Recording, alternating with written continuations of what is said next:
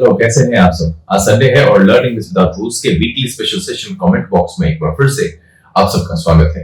मैं यहाँ पर आपके कमेंट्स के साथ उसके जवाब लेकर उपस्थित हो गया हूँ। कुछ सवाल के कुछ समस्याओं के समाधान को यहाँ पर मैं रखने की कोशिश करूंगा।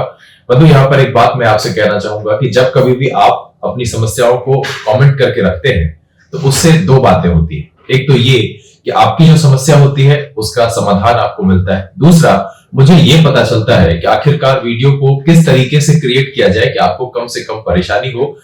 मतलब ये कि किस पॉइंट पर आपको सोचने में परेशानी हुई, क्या उसे कुछ बदलाव करके रखा जाए ताकि आपकी परेशानी कम से कम हो। इसलिए ये बहुत जरूरी है। आपसी कनेक्टिविटी, जो आप सवाल पूछते हैं तो उससे आपके ग्रास्पिंग कैपेसिटी का मुझे पता चलता है कि आपको किस लेवल से और कितने बेहतर तरीके से समझाया जाए ताकि ये सेशंस आपके लिए ज्यादा से ज्यादा फायदेमंद हो। इसीलिए अगर आपको थोड़ी सी भी समस्या होती है तो कमेंट करने से चूकिए नहीं। चलिए यहाँ पर हम आज के सेशन की शुरुआत करते हैं और लेते हैं पहला कमेंट। सबसे पहले तो उन सारे सब्सक्राइबर्स को और कमेंट करने वाले लोगों जो इससे जुड़े हुए हैं, लर्निंग दिस विदाउट रूल्स पर बने हुए हैं, जो रिसेंट सब्सक्राइबर्स हैं, आप सबको बहुत बहुत धन्यवाद इस चैनल पर आने के लिए। इसके कंटेंट आपको पसंद आ रहे हैं, आपके लिए फायदेमंद है। अगर आपको लगता है कि इन लॉकडाउन के समय में, इन छुट्टियों में कुछ ऐसा शामिल करें, मैंने पहले ही कहा है, शर्त एक ही है कि व्हाइट बोर्ड की उपस्थिति यहाँ पर नहीं है, जिस वजह से लिखकर कुछ भी बताने लायक होगा तो परेशानी होगी। अदरवाइज आप कमेंट करके मुझे बता सकते हैं, मैं कोशिश करूंगा कि वो सेशन शामिल करूं। यहाँ पर विष्णु प्रिया ने लिखा है, नाइस सर, आप बहुत अच्छे से एक्सप्लेन करते हैं। विष्णु प्रिया, ये बहुत अच्छी बात है कि मेरे द्वारा एक्सप्लेन की गई बात आपको समझ में आती है। अगर आप इसके साथ फ्रेंडली हो पाते हैं, बहुत अच्छी बात है। बहुत बहुत धन्यवाद कि आप इस एपिसोड को देखते हैं और ये आपके जहन में आता है, आपको समझ में आता है। यहाँ पर जो अगला कमेंट है, सर तो give the devil his due. Shivam ने लिखा है, sir to give the devil his due का प्रयोग हम बुरे की अच्छाई अपनाने के अर्थ में समझ सकते हैं। शिवम, नहीं, यहाँ पर to give the devil his due का जो अर्थ है वो बुरे की अच्छाई अपनाने से बिल्कुल नहीं है। मैंने ये कहा था कि अगर कोई इंसान बुरा है बट अगर उसमें कुछ अच्छी चीजें हैं, कुछ अच्छी बातें हैं, तो उसको एडमायर करने के सेंस में हम इसका इस्तेमाल करते हैं। दैट मीन्स बुरे की भी अच्छाई को पहचानना। या फिर आप ऐसे समझ सकते हो कि आपकी किसी से नहीं बनती है, आप उसको नापसंद करते हो, बट अगर उसकी कोई बात अच्छी है तो उसके लिए हम to give the devil his due का इस्तेमाल करते हैं। ऐसा नहीं है कि भाई वो मेरा दुश्मन है, वो मैं उसे नापसंद करता हूं तो मैं बिल्कुल ही उसकी किसी भी बात को एडमायर नहीं कर सकता, उसे अप्रिशिएट नहीं कर सकता। ऐसा नहीं है, वो अप्रिशिएट करना चाहिए। इस सेंस में हम to give the devil his due का प्रयोग करते हैं।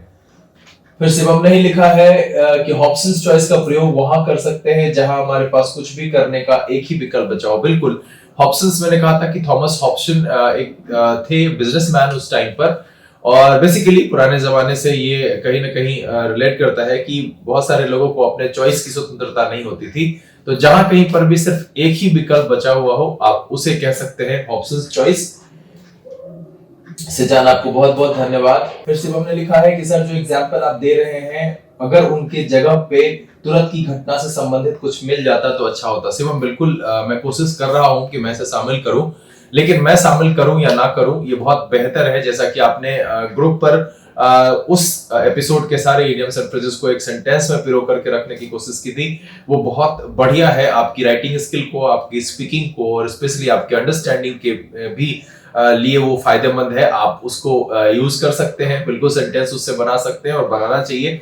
आप प्रत्येक दिन कोरोना से संबंधित या फिर Bharat, America, Japan, France, Italy की इतनी स्ट्रैटेजी, वर्ल्ड हेल्थ ऑर्गेनाइजेशन की स्ट्रैटेजी सुनते हैं, तो उस आधार पर आप सेंटेंस बनाएं, ये ज्यादा बेहतर है। मैं भी कोशिश करूंगा कि इससे रिलेटेड एग्जांपल्स आपके सामने रखूं। अनामिका सिंह ने लिखा है, please explain don't put all your eggs in one basket. Anamika, मैं यहाँ पर जो है आपके इस इडियम्स एंड फ्रेजेस को ठीक उसी तरीके से, जैसा मुझे याद है कि ज्योति ने एक पूछा था अगेंस्ट द क्लॉक, उसे मैंने एक सेशन में शामिल किया था, इसी तरीके से मैं अब अगले दिन आने वाले एपिसोड में इसको जरूर जो है शामिल करूंगा और उसको पूरे डिटेल में बता पाऊंगा एग्जांपल के साथ। यहां पर शामिल करना ठीक नहीं है क्योंकि सेशंस अभी इडियम्स एंड फ्रेजेस के ही आ रहे हैं। दैट्स व्हाई नेक्स्ट डे, अगले दिन की एपिसोड तो अपलोड हो चुकी है, वो आपके लिए नहीं पहुंची है बट अपलोड हो चुकी है, वो कल आ जाएगी। इसलिए ट्यूसडे को ये मैं कोशिश करूंगा कि आपके द्वारा पूछा गया ये इडियम्स एंड फ्रेजेस में सेशन में अलग से शामिल कर दूं। यहां पर पूनम ने अगला सवाल किया है कि लुक थ्रू फ्रेज क्या होगा सर। देखिए, लुक थ्रू को हम तीन सेंस में इस्तेमाल करते हैं, तीन सेंस में इस्तेमाल करते हैं।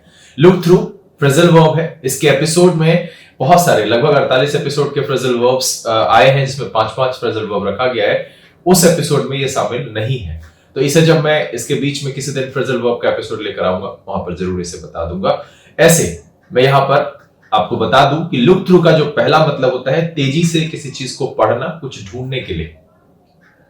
जी हां, पढ़ना किसी चीज को, कुछ तथ्य, कुछ जानकारी ढूंढने के लिए तेजी से पढ़ने के सेंस में हम लुक थ्रू का इस्तेमाल करते हैं। एग्जाम्पल कह सकते हैं, I have looked through some catalogues, या फिर कुछ भी आप कह सकते हैं, I have looked through some books, I have looked through some catalogues. मतलब कुछ जानकारी आपको वहां से बटोरनी है, दैट्स व्हाई आपने वो पढ़ी है। दूसरा है कि आप इसको इस्तेमाल कर सकते हैं कुछ खोजने के सेंस में। लुक थ्रू का मतलब होता है ढूंढने के सेंस में। तो आप इसे एग्जांपल में अगर देखना चाहें तो कह सकते हैं कि I look through these files and see if I can find a copy of my CV. मतलब है कि मैं यहाँ पर इस फाइल्स को इसमें ढूंढता हूं कि शायद अगर मुझे कोई एक सीवी यानी कि मेरी जो करिकुलम यानी जो जिसे आप रिज्यूमे कहते हैं उसकी कोई कॉपी मिल जाए। और तीसरा जो है लुक थ्रू का इस्तेमाल हम करते हैं अनदेखा करने के सेंस में। मतलब किसी को भी देख लिया और जानबूझ करके, मतलब उसको इग्नोर करना, अनदेखा करना, कि देख करके भी नहीं देखा। जैसे आप इसको एग्जांपल में अगर कहना चाहें तो कह सकते हैं, I saw Raman this evening but he looked straight through me. I saw Raman this evening but he looked straight through me. मतलब मैंने आज शाम रमन को देखा लेकिन उसने मुझे सीधे सीधे इग्नोर कर दिया, अनदेखा कर दिया। तो ये तीन सेंस है, पढ़ना किसी चीज को ढूंढने के लिए, या फिर सर्च करना कोई वस्तु ढूंढने के लिए, और तीसरा अनदेखा करने के सेंस में हम लुक थ्रू का प्रयोग करते हैं। फिर पूनम ने पूछा है कि what is the difference between practice and practice. अब देखिए, यहां पर एक प्रैक्टिस है PRACTISE और एक है PRACTICE। अब यहां देखिए दोनों में क्या अंतर है कि अमेरिकन में सिर्फ एक ही वर्ड यूज होता है, practice, PRACTICE। In that case वो नाउन भी है और वर्ब भी है। That means अगर अमेरिकन इंग्लिश आप यूज कर रहे हैं तो वहां पर आप सिर्फ प्रैक्टिस यानी PRACTICE इस्तेमाल करेंगे, वो नाउन की तरफ इस्तेमाल होगा और जो है वर्ब की तरफ इस्तेमाल होगा। लेकिन ब्रिटिश इंग्लिश में अगर आप PRACTICE कहते हैं तो ये नाउन है, और PRACTISE कहते हैं तो ये जो है वो वर्ब है। दैट मींस अमेरिकन इंग्लिश में सिर्फ एक ही प्रैक्टिस है, ICE, और ब्रिटिश इंग्लिश में दो है, ICE एंड ISE। इसी तरीके से आप एडवाइस एंड एडवाइस, वहां पर भी ICE एंड ISE है, आप उसको भी समझ सकते हैं। ICE जो है वो नाउन है और ISE जो है वो वर्ब है। ये ब्रिटिश इंग्लिश में है, लेकिन अमेरिकन में वो एक ही है और वो दोनों तरीके से इस्तेमाल होता है, नाउन की तरह भी और वर्ब की तरह भी। यहाँ पर जो सबसे आखिरी कमेंट है आज का कि would you like and do you like में क्या अंतर है। तो वुड जो है वो एक मॉडल वर्ब की तरह इस्तेमाल करते हैं और इससे पोलाइट रिक्वेस्ट का सेंस आता है। जब हम वुड यू लाइक आगे जो आपकी जरूरत के हिसाब से सेंटेंस है, अगर आप उसे ऐड करते हैं दैट मींस ये इंटरोगेटिव सेंटेंस में इस्तेमाल करते हैं और पोलाइट रिक्वेस्ट होता है वो। ठीक है, जब आप किसी को कुछ रिक्वेस्ट से पूछते हैं उस सेंस में हम इस्तेमाल करते हैं। और अगर डू यू लाइक कहते हैं तो ये सीधा सीधा सवाल होता है कि do you like, that means क्या आप करते हैं, हम पूछते हैं उससे, ये सीधा सीधा सवाल है, यहाँ पर कोई भी रिक्वेस्ट या कुछ ऐसा स्पेशल इफेक्ट इसमें नहीं है। तो वुड यू लाइक का जब हम इस्तेमाल करते हैं इंटरोगेटिव सेंटेंसेस में, it indicates polite request, and do you that means simple present and indicates an interrogative sentences. बस इस दोनों में इतना ही अंतर है। ऐसे वुड को कई और तरीके से इस्तेमाल करते हैं, ये कभी जब मॉडल वर्ब के सेशन के साथ आएंगे तब हम इसकी बात करेंगे। उम्मीद करता हूं कि अभी जितने भी इंपॉर्टेंट कमेंट्स थे आप सबके जवाब मिल गए और आप सबको ये समझ में भी आया। फिर से मैं यहाँ पर कहूंगा कि अगर आपको इसमें कोई परेशानी बची हुई है बिल्कुल कमेंट करके मुझे बताइए। और मैंने अभी बताया कि कमेंट करने के क्या फायदे हैं। कमेंट अगर करते हैं तो इससे मुझे ये पता चलता है कि आप पढ़ रहे हैं, चीजों को गौर से देख रहे हैं, सीख रहे हैं और आपको परेशानी हो रही है, क्योंकि अगर आप सीखेंगे तभी परेशानी होगी। लाइफ में बिना मुश्किल के कुछ भी नहीं हो सकता है। वैसे ये आप बखूबी जानते हैं कि अगर सब कुछ पहले से पता हो तो मजा नहीं आता है लाइफ में। लाइफ जितना अनप्रेडिक्टेबल है वो उतना ही मजेदार है, क्योंकि अगर आपको पता है कि आप पास करने वाले हैं तो भी आप नहीं पढ़ेंगे, और अगर आपको पता है फेल करने वाले हैं तो भी आप नहीं पढ़ेंगे। एक उम्मीद है जिस वजह से आप ये करते हैं अपने अच्छे के लिए। मैंने पिछले दिन भी कहा था, think positive, be optimistic and go ahead. ये मेरे लाइफ का फंडा है। मैं हमेशा हर विपरीत परिस्थिति में से अपनाता हूं, और आपसे भी यही उम्मीद करता हूं कि आप अभी भी होपफुल रहें, और आगे जब समय अच्छा होगा, सामाजिक जीवन एक सामान्य स्तर से चलना शुरू होगा, तो आप प्रतियोगिता के दौर में पहले आइए। इसके लिए अभी जो खाली समय है यहाँ पर तैयारी करते रहिए, पढ़ते रहिए, हर वीडियोस को देखिए। अगर आपने चैनल सब्सक्राइब नहीं किया है तो सब्सक्राइब कर लीजिए, बेल बटन प्रेस करिए ताकि वीडियोस की नोटिफिकेशन आपको मिले। और हाँ, वीडियो जब भी देखिए शुरू से अंत तक जरूर देखिए, बिना स्किप किए हुए देखिए।